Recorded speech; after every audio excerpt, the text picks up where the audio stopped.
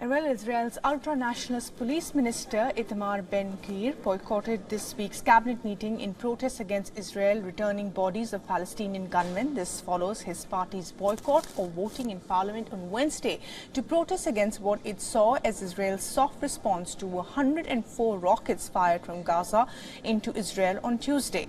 So what does this mean for the coalition? Are we likely to see new elections? Our correspondent Jody Cohen has more. Local media are reporting that Ben-Gvir is calling for a clampdown on terror in Judea and Samaria, the historic names for the West Bank. He wants to be part of security considerations and to see tougher conditions for Palestinian prisoners, who are said to have better conditions than Israeli prisoners.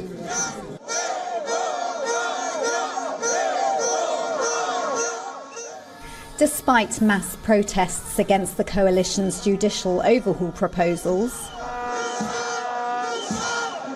and alongside growing pro-judicial reform rallies, Ben-Gvir is also reportedly calling for an unfreezing of parts of the paused judicial overhaul proposals. And it's not just Otzma Yehudit making demands. United Torah Judaism head Yitzhak Goldknopf has suggested that without the proposed bill to enable ultra-Orthodox men to be exempted from military service, he's warned that the government could fall apart.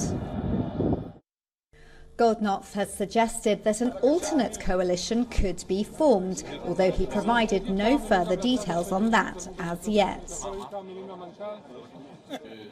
It's not thought to be likely that any of the coalition parties would leave the coalition. That's because recent polls suggest that if elections were held today, the government would lose its majority and the opposition parties would be able to form a coalition. Netanyahu's Likud would be overtaken by the National Unity Party, led by former Defence Minister and IDF Chief Benny Gantz. He's been seen as a unifying voice, acknowledging a need for judicial reform while opposing the government's proposals, which have seen 18 weeks of protests. Meanwhile, Netanyahu's priority over the next month is likely to be on keeping his coalition partners happy to pass the state budget, or the country would head to elections.